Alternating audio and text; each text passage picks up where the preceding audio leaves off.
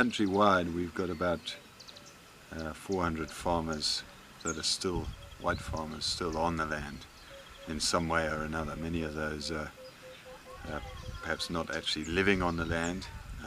They're living in town and managing to operate from a distance, so that they're not seen as white people on the land, and that way they're managing to keep going. But those 400 are dwindling all the time. There's eviction orders going out all the time. There's a new act at the moment which we believe will be promulgated next month, which we're very concerned about, which will ensure that the last 400 are basically removed from the land. As to how they're managing at the moment, I think with great difficulty. There's a tremendous amount of tenacity, I think, amongst the last that are left. They've survived 6 years of violence and thuggery, and many of them have been badly beaten. Many of them have had terrible things to have to contend with. It's actually a very sad situation all round. Without an economy, without an engine, as it were, for a country to actually create the wealth to supply the things that a population needs, all you see is destruction all around us, and as a result our doctors are leaving, our nurses are leaving, our teachers are leaving, our lawyers are leaving, all the professionals that we were very proud of in this country, a very well-educated population. All those people are leaving. The middle class that is so lacking in so many African countries, almost every African country just does not have a middle class. We had a middle class in this country, and that class is the class of people that is left. 25% of our population has now left the country, and they're benefiting other countries in other places, but and we're left with the very rich and the very poor. We're going to see Dirk and Heidi Misaki, who have been here. Well, they came back having been to university and everything in South Africa just after or just before the land invasion started, back onto the family farm, and then they bought a small plot shortly after the invasions actually started, I think.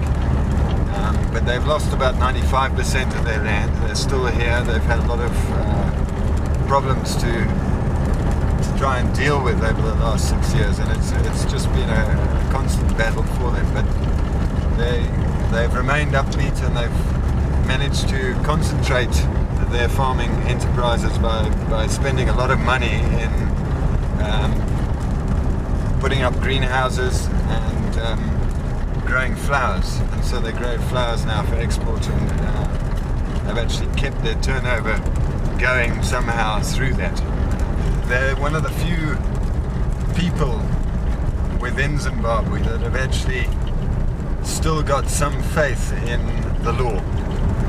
Very few people now use the law courts in any way because they've been so intimidated into making sure that people don't use the law. When people use the law, the war veterans, the district administrators, the police even get very upset with you. And so many people have completely abandoned the use of the courts or the law in any way. And so it's now a purely patronage system where you have to be on the right side of the local warlord or the local district administrator or the local governor in order to be able to have the privilege of living in your own home.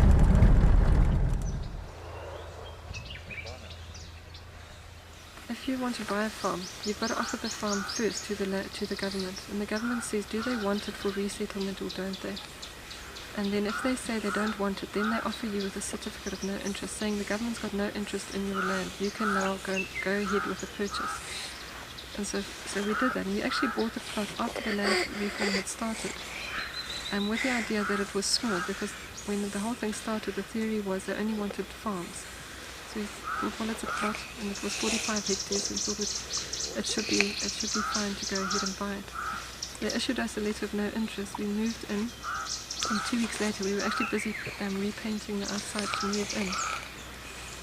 The man drove in here with his offer letter and said, well, he's been issued this offer letter.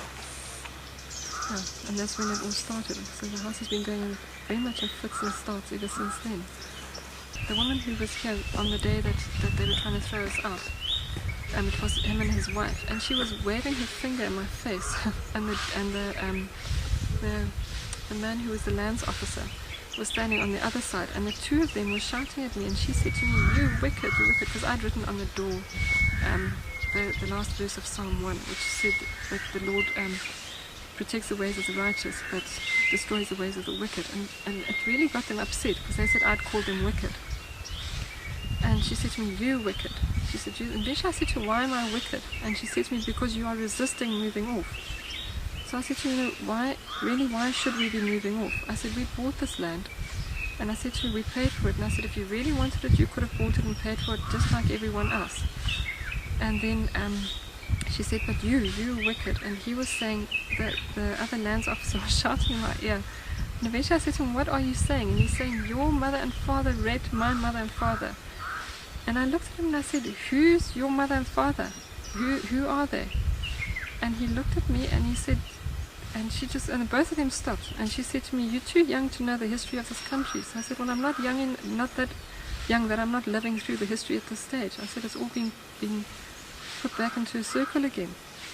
And for some reason they perceive us, they're throwing this whole thing back. I just don't know what they've all been told and fed and brainwashed. But they see us as being absolutely awful. I think the guys that's been hardest hit of everyone was the old farm worker, which is now basically working for like half a loaf a day, half a bread a day. These are the guys that's been affected by far the most, and they can't afford school fees. They die of malaria, which is a treatable. It's not something that you die of, because there's no medicine to treat it with. So I think, yeah, we can maybe complain about not getting sugar or any other commodity, but we can still live. But most of the other people can't live. I believe that government's ultimate aim is to ethnically cleanse the land of all the last remaining whites. I believe that this has been the policy ever since the referendum in February 2000, when the people voted for government not to be able to take the land without compensation. And the majority of the people of this country actually voted along that line. Within 2 weeks the invasions actually started. There were parliamentary elections due in the next 2 months, and they suddenly realized that they had to crack down very hard, especially in the commercial farming areas where a lot of the population actually lived and worked as employees on the commercial farms. And so long as there were white people around, they found it difficult to, we say, skull bash in the way that they wanted to skull bash in order to intimidate the population into voting for them. And so while there are still white people remaining on the land, those areas, it's very difficult for them to skull bash as they would like.